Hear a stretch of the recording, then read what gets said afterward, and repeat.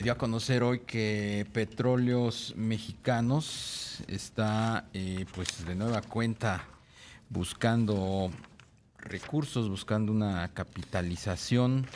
3.500 millones de dólares se le inyectarían a la empresa productiva del Estado para reducir su deuda. Es una aportación patrimonial del Estado con el objetivo de mejorar pues el perfil de deuda de Pemex. Vamos a platicar sobre este tema con Víctor Gómez Ayala, él es analista económico del ITAM. ¿Cómo estás, Víctor? Muy buenas tardes.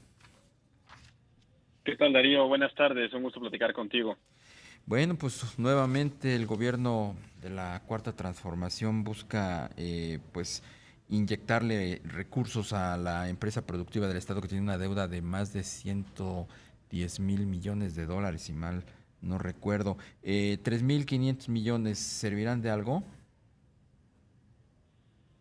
Pues mira, yo creo que el análisis, precisamente como lo señalas, tiene que ver con dos cosas, ¿no? Por una parte, estamos hablando de un problema estructural bastante significativo, donde la deuda completa es una carga importante, pero creo que en el margen hay que considerar lo que de alguna manera es relevante para los mercados financieros, para todo este público de inversionistas que tienen la deuda de Pemex y que al final son los que guían la mayor parte de los incentivos alrededor de la empresa desde el punto de vista estrictamente financiero, ¿no? Ahí, sin duda, pues la carga de la deuda es importante, pero lo que yo considero que en el margen nos debe llamar más la atención es el crecimiento que ha tenido la deuda de corto plazo, es decir, los vencimientos que tiene Pemex menores a un año, eh, todo el proceso de renegociación de esa deuda donde han involucrado estas famosas líneas revolventes con algunos bancos que han sido una presión significativa para el costo financiero de la empresa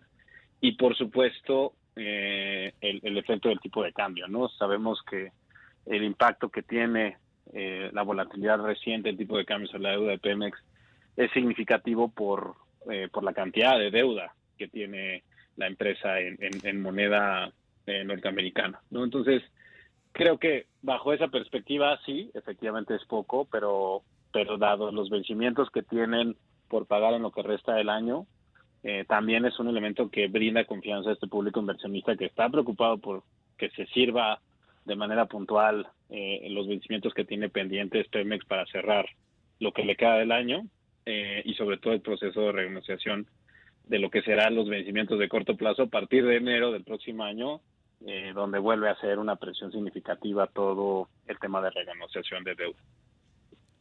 Víctor, ¿cómo estás? Muy buenas tardes, te saluda Rogelio Varela. Víctor, ¿de dónde salieron estos 3.500 millones de dólares que le van a inyectar a Pemex? Sabemos que al gobierno pues no le sobra el dinero, hay muchas necesidades en esta materia del gasto en salud, en infraestructura, en educación, eh, y bueno, se van a destinar a Pemex finalmente. ¿Qué tal, Rogelio? Buenas tardes. Efectivamente, al gobierno federal no le sobran recursos.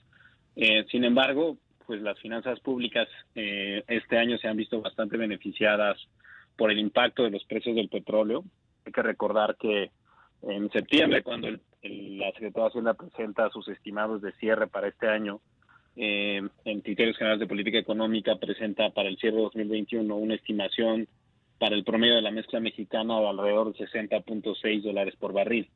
Si nosotros miramos cuál ha sido el promedio de la mezcla mexicana en lo que va del año hasta el cierre de ayer, hasta el cierre del viernes más bien, pues estamos hablando de alrededor de $64.7 por barril, es decir, traen ahí un pequeño margen de entre 5 y $5.1 por barril y esto pues les permite pues tener ingresos excedentes, ¿no? Por el lado de los ingresos petroleros.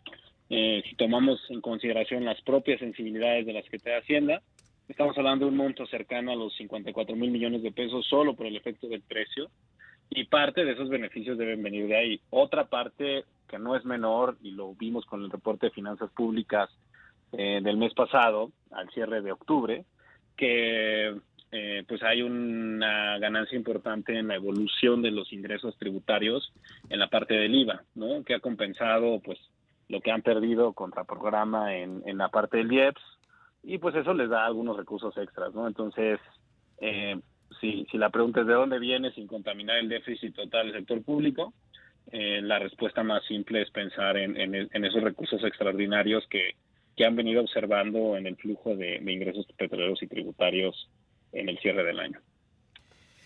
Entonces, de ahí vendrían estos recursos. ¿No es seguirle echando dinero bueno al malo? Se ha dicho que pues es un barril sin fondo, Petróleos Mexicanos.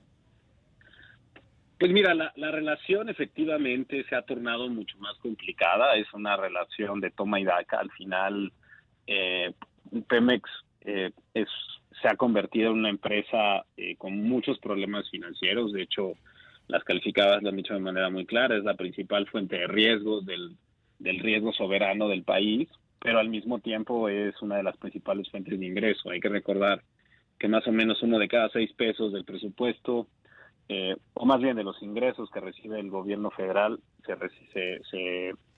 se recaudan a través de la renta petrolera, ¿no? Entonces no es una carga menor el impacto que tiene. Sin embargo, esa relación, que podría ser mucho más benéfica desde el punto de vista de finanzas públicas, efectivamente se ha distorsionado con una serie de incentivos, pues donde no se le demanda rentabilidad a la empresa, más bien se le anexan una y otra y más responsabilidades, y esto tiene como consecuencia que la posibilidad de que Pemex pueda incrementar esa productividad o esa capacidad de transmitir recursos al erario, pues se verá reducida a través del tiempo, ¿no? Va a ser muy difícil este famoso rescate, ¿no?, de la empresa, y con este tipo de medidas se antoja aún más complicado. Claro. Víctor, nos comentas que desafortunadamente esta historia continuará en 2022. ¿De qué vencimientos estamos hablando para el próximo año, de corto plazo sobre todo? Pues mira, este año al inicio estábamos hablando alrededor de unos 16,000 millones de dólares en todo el año, si consideramos la deuda de mercado de corto plazo, de acuerdo con las cifras de Pemex. Todo va a depender de cómo se comporte el tipo de cambio, para saber cuánto va a ser el valor de eso en pesos, ¿no?